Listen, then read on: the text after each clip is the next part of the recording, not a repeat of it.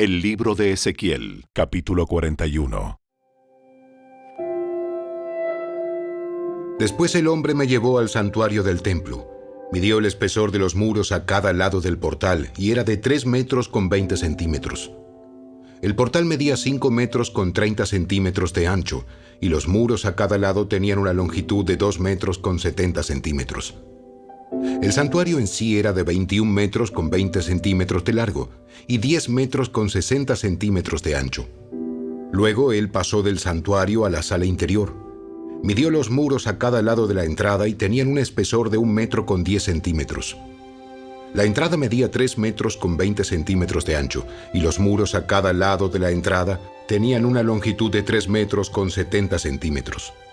La sala interior del santuario medía 10 metros con 60 centímetros de largo y 10 metros con 60 centímetros de ancho. El hombre me dijo: Este es el lugar santísimo. Luego midió el muro del templo y tenía un espesor de 3 metros con 20 centímetros.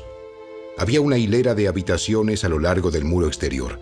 Cada habitación medía 2 metros con 10 centímetros de ancho. Esas habitaciones laterales estaban construidas en 3 pisos, uno encima del otro, y había 30 habitaciones en cada piso. Las vigas de esas habitaciones laterales se apoyaban sobre cornisas exteriores que sobresalían del muro del templo. No estaban empotradas en el muro. El muro del templo era más estrecho a medida que aumentaba su altura, y por eso cada piso era más ancho que el de abajo. Una escalera subía desde el piso de abajo por el piso intermedio hacia el piso de arriba. Vi que el templo estaba construido sobre una plataforma elevada, la cual servía de base para las habitaciones laterales. La plataforma tenía una altura de 3 metros con 20 centímetros. La pared exterior de las habitaciones laterales del templo tenía un espesor de 2 metros con 70 centímetros, lo cual dejaba un espacio libre entre las habitaciones laterales y la hilera de habitaciones a lo largo del muro exterior del atrio interior. Ese espacio libre tenía 10 metros con 60 centímetros de ancho y rodeaba todo el templo. De las habitaciones laterales salían 2 puertas al atrio del terraplén, que tenía 2 metros con 70 centímetros de ancho. Una puerta daba al norte y la otra daba al sur. Por el occidente había un gran edificio cuyo frente daba al atrio del templo.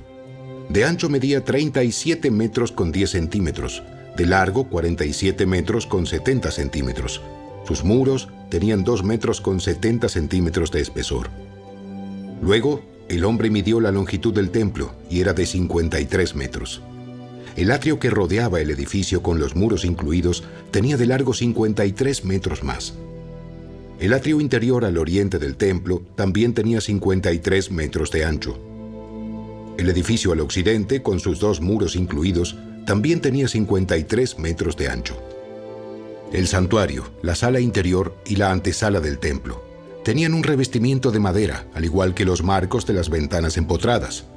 Los muros interiores del templo estaban revestidos con madera por encima y por debajo de las ventanas.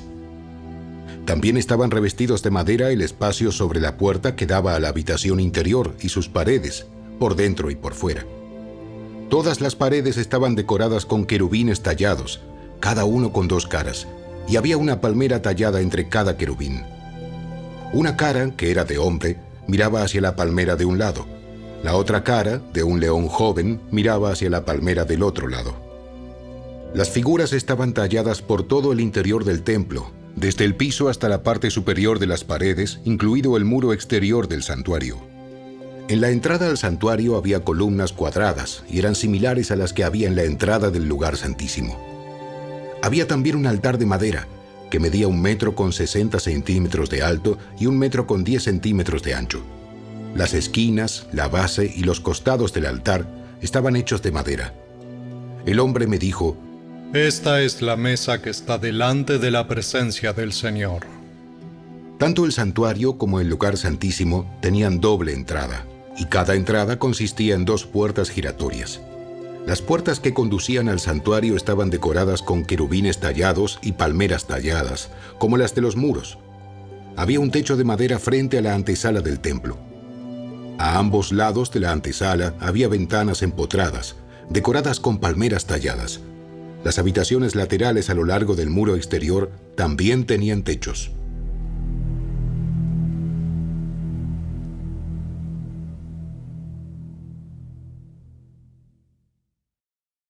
El libro de Ezequiel, capítulo 42.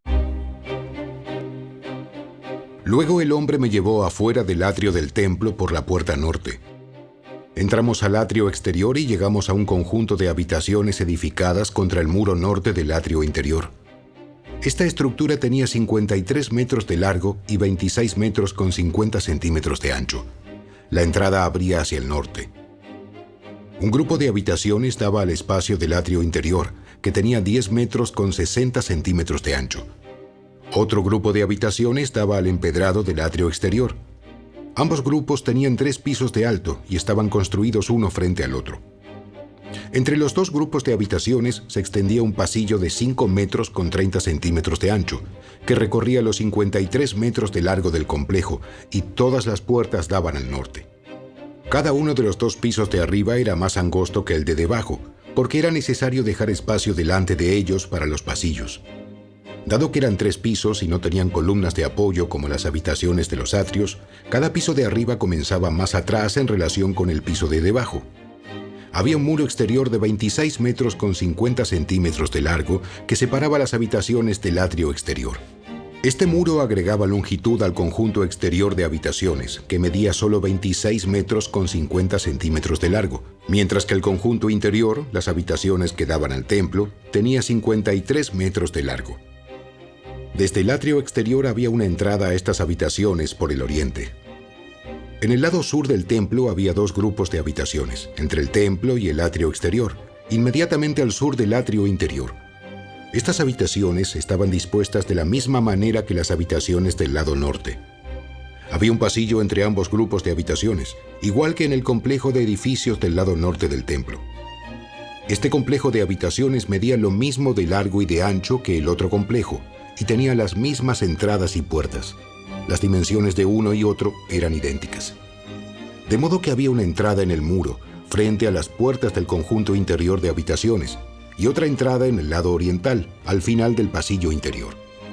Luego, el hombre me dijo: Estas habitaciones que dan al templo desde el norte y el sur son santas. Aquí es donde los sacerdotes que ofrezcan sacrificios al Señor comerán las ofrendas más santas. Ahora bien, dado que estas habitaciones son santas, se usarán para guardar las ofrendas sagradas, las ofrendas de grano, las ofrendas por el pecado y las ofrendas por la culpa. Cuando los sacerdotes salgan del santuario, no deberán ir directamente al atrio exterior. Primero deberán quitarse la ropa que llevaban puesta mientras oficiaban, porque esa ropa es santa. Deberán ponerse otra ropa antes de entrar a los sectores del complejo abiertos al público. Cuando el hombre terminó de medir la zona interior del templo, me llevó por la entrada oriental para medir todo el perímetro. Midió con su vara el lado oriental y resultó tener 265 metros de largo.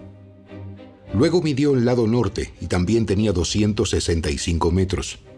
El lado sur también tenía 265 metros. Y lo mismo el lado occidental, 265 metros.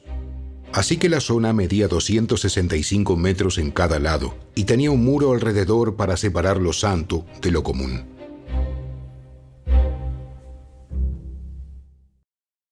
El libro de Ezequiel, capítulo 43. Después el hombre me llevó de regreso a la puerta oriental. De pronto, la gloria del Dios de Israel apareció desde el oriente. El sonido de su venida era como el rugir de aguas torrentosas, y todo el paisaje resplandeció con su gloria. Esta visión fue igual a las otras que yo había tenido, primero junto al río Quebar, y después, cuando él vino a destruir Jerusalén. Caí con el rostro en tierra, y la gloria del Señor entró al templo por la puerta oriental. Luego el Espíritu me levantó y me llevó al atrio interior, y la gloria del Señor llenó el templo. Entonces oí que alguien me hablaba desde el interior del templo, mientras el hombre que tomaba las medidas se ponía a mi lado. El Señor me dijo: Hijo de hombre, este es el lugar de mi trono y el lugar donde pondré los pies. Viviré aquí para siempre, entre los israelitas. Ni ellos ni sus reyes volverán a profanar mi santo nombre, cometiendo adulterio al rendir culto a otros dioses y honrando las reliquias de sus reyes ya muertos. Colocaron los altares para sus ídolos junto a mi altar, con solo un muro de separación entre ellos y yo. Profanaron mi santo nombre con ese pecado tan detestable, por eso los consumí en mi enojo. Que dejen ya de rendir culto a otros dioses y de honrar las reliquias de sus reyes, y yo viviré entre ellos para siempre. Hijo de hombre, describe al pueblo de Israel el templo que te he mostrado, para que ellos se avergüencen de todos sus pecados. Deja que estudien el plano del templo y se avergonzarán de lo que hicieron. Descríbeles todas las especificaciones del templo, incluidas las entradas y las salidas, y todos los demás detalles. Háblales de los decretos y las leyes del templo. Escribe todas las especificaciones y los decretos mientras ellos observan, para que sin falta los recuerden y los sigan. Esta es la ley fundamental del templo: santidad absoluta. Toda la cumbre del monte donde está el templo es santa. Sí, esta es la ley fundamental del templo. Estas son las medidas del altar. Alrededor del altar hay una zanja de 53 centímetros de profundidad por 53 centímetros de ancho, con un reborde de 23 centímetros de ancho. Esta es la altura del altar. Desde la zanja, el altar se eleva 1 metro con 10 centímetros hasta una saliente inferior de 53 centímetros de ancho que rodea el altar. Desde la saliente inferior, el altar se eleva 2 metros con 10 centímetros hasta la saliente superior, también de 53 centímetros de ancho. La parte superior del altar, la plataforma para el fuego, se eleva otros 2 metros con 10 centímetros y tiene un cuerno hacia arriba en cada una de las 4 esquinas. La parte superior del altar es cuadrada y mide 6 metros con 40 centímetros de lado. La saliente superior también forma un cuadrado de 7 metros con 40 centímetros de lado. Tiene una zanja de 53 centímetros, un reborde de 27 centímetros por alrededor y escalones para subir al altar por el lado oriental. Luego me dijo: Hijo de hombre, esto dice el Señor soberano: cuando se construya el altar, estas serán las ordenanzas para quemar las ofrendas y rociar la sangre.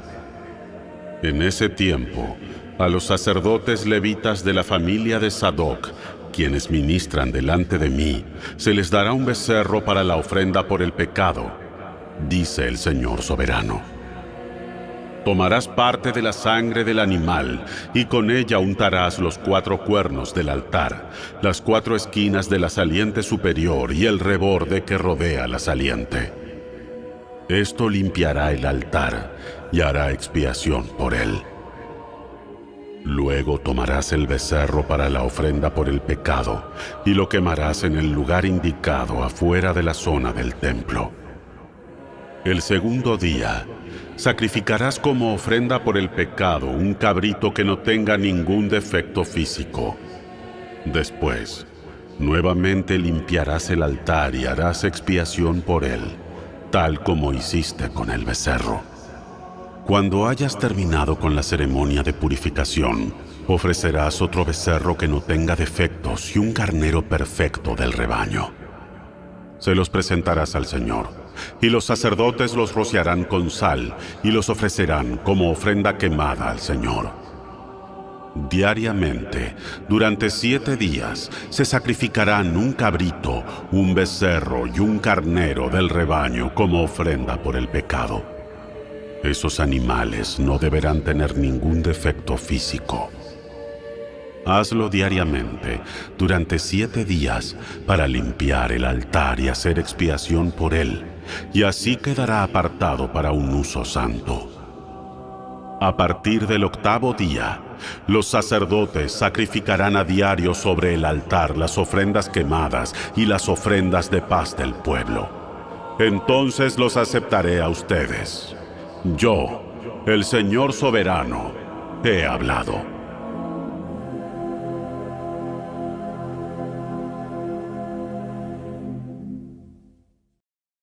El libro de Ezequiel, capítulo 44. Luego el hombre me llevó nuevamente a la puerta oriental, ubicada en el muro exterior de la zona del templo, pero estaba cerrada. Entonces el Señor me dijo: Esta entrada debe permanecer cerrada.